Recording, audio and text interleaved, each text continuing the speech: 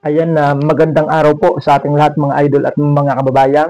Nakakagulat po na balita na ito pong si DILG Secretary John Vic Remulla ay pinabubuwag yung SK or Sangguniang Kabataan.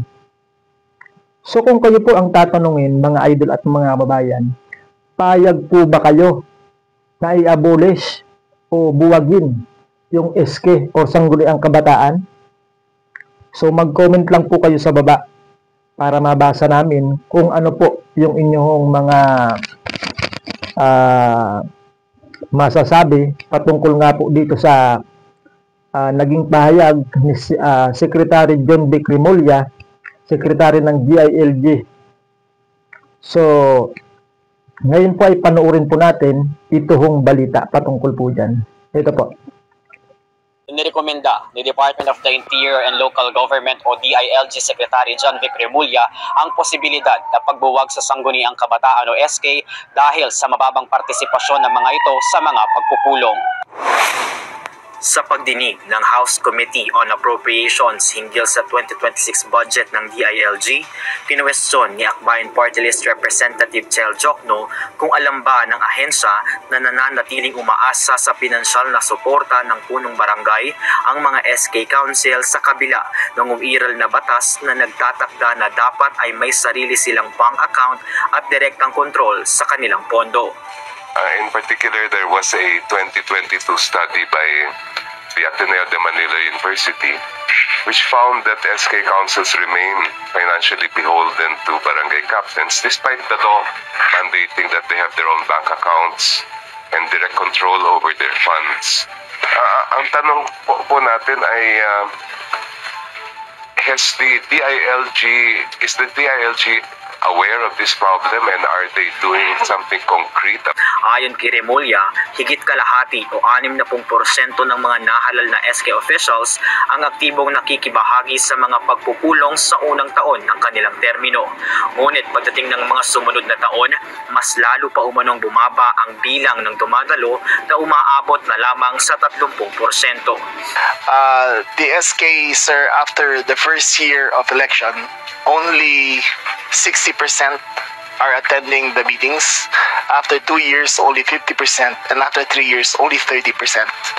So that leads those absences leads the barangay captain to impose his will on the council.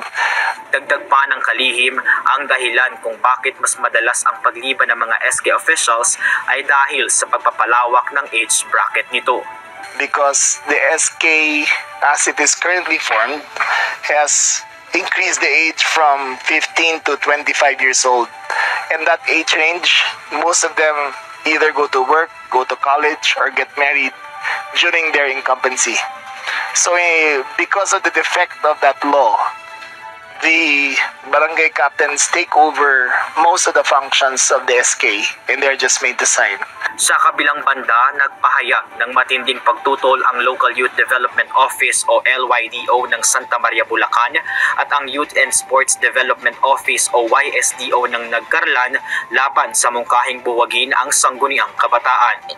Ayon sa LYDO Santa Maria, hindi perpekto ang SK at may mga kinaharap itong mga hamon gaya ng mga mababang partisipasyon at impluwensya ng tradisyonal na politika. Ngunit hindi umano pagbuwag ang solusyon kundi reforma at pagpapatibay ng institusyon. Naniniwala silang hindi dapat tanggalan ng espasyo ang kabataan sa pamahalaan, bagkus dapat pa silang bigyan ng mas ligtas, makatarungan at makabuluhang pagkakataon upang makilahok. Samantala, nagpahayag din ng pagkadismaya ang YSDO Nagcarlan at sinabing ang suhestyong alisin ang SK bilang bahagi ng partisipasyon ng mga kabataan ay tila katumbas ng pag-aalis ng boses ng kabataan sa pamahalaan. Pareho namang iginiit ng dalawang tanggapan na sa kabila ng mga kakulangan, patuloy na nakikita sa mga lider kabataan ang malasakit, makabagong programa at tunay na representasyon ng kabataan sa kani-kanilang mga barangay. So ayan po mga idol at mga bayan, dahil po sa mungkahi ni DILG Secretary John Vic Remulla na buwagin yung SK or Sangguniang Kabataan, ay nag-react or pumalag itong Kabataan Party List. So ngayon ay basahin po natin itong post ng Connect TV. Kabataan Party List pumalag sa panukala ng DILG na buwagin ang SK. Binatikos ni Assistant Minority Leader at Kabataan Party List Representative Rene Luisco si Department of Interior and Local Government or DILG Secretary John Vic Remulla matapos nitong ihayag ang kanyang mungkahi na buwagin na lamang ang sangguniang kabataan dahil sa di umano'y lumiliit na partisipasyon ng mga miyembro. Ayon kay Ko, hindi kabataan ang dapat sisihin, kundi ang matagal ng bulok na sistemang pinananatili ng mga nasa kapangyarihan. Sa budget hearing ng House of Representatives para sa DILG nitong September 8, 2025, sinabi ni Secretary Remulla na mas nais na niyang buwagin ang SK dahil kapansin-pansin umano ang pagbaba ng attendance ng mga opisyal. Batay sa datos na binanggit ng kalihim, nasa 60% lamang ng SK officials ang dumadalo sa mga pulong nakalipas ang isang taon mula sa eleksyon at bumababa pa sa 30% sa mga sumunod na taon. Para sa kalihim, nagdudulot ito ng sitwasyong higit na nakakapangyari ang mga punong barangay. Sa kanyang panukala, dapat may mekanismo para kaagad na mapalitan ang mga hindi nagpe-perform na mga kabataan opisyal. Mariin naman itong tinutulan ni Representative Ko at nagmungkahing sa halip ay nanawagan na wakasan na ang political dynasties na anay kumakamkam ng yaman at oportunidad na nag-iiwan ng mumo para sa kabataan. Dagdag pa niya, dapat kaagad ipatupad ng pamahalaan ang implementing rules, ang regulations o IRR ng SK Empowerment and Compensation Law upang mas mapalakas ang institusyon. Alinsunod sa batas na nilagdaan ni President Ferdinand BBM Marcos Jr. ay isasagawa na ang sabay na barangay at SK election sa November 2, 2026 mula sa original na planong December 1, 2025. Pero may mga nakabinbintang pag-question dito sa Supreme Court kaya patuloy na naghahanda ang Commission on Elections. Ang SK ay nag-ugat sa kabataang barangay o KB na itinatag sa bisa ng Presidential Decree number 684 ni dating Pangulong Ferdinand Marcos Sr. noong 1975. Layunin nitong bigyan ng representasyon ang kabataan sa pamahalaang barangay. Sa ilalim ng Local Government Code of 1991 o ang Republic Act number 7160, pinalitan ang KB ng SK.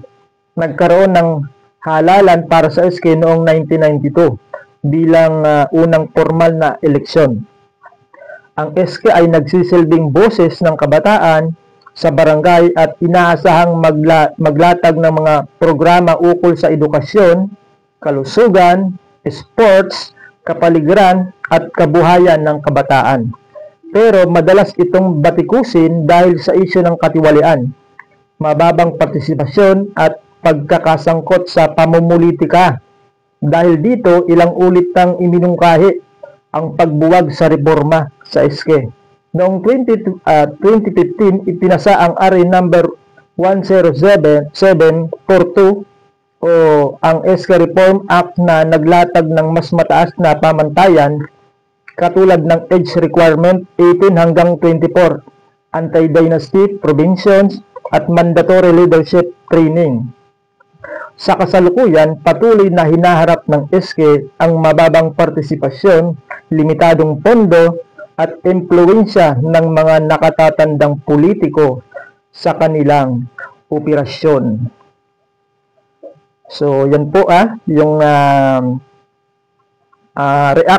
yung reaction po ng Kabataan Party List patungkol nga po dito sa sa pagmungkahi ni DILG Secretary na buwagin na lamang ang SK, mga idol at mga bayan. So kung kayo po ang tatanungin, uulitin ko po, kung kayo po ang tatanungin, mga idol at mga bayan, payag po ba kayo na buwagin na lamang ang SK or Sangguniang Kabataan? So mag-comment lamang po kayo sa baba para po malaman po namin kung ano po yung inyong saloobin patungkol nga po dito po sa usaping ito na pagbuwag sa Sangguniang Kabataan. So yan muna yung ating balita ngayon, mga idol at mga bayan, at inaantay pa po natin yun hong magiging desisyon ng Supreme Court patungkol nga po dito sa Barangay at Sangguniang Kabataan eleksyon.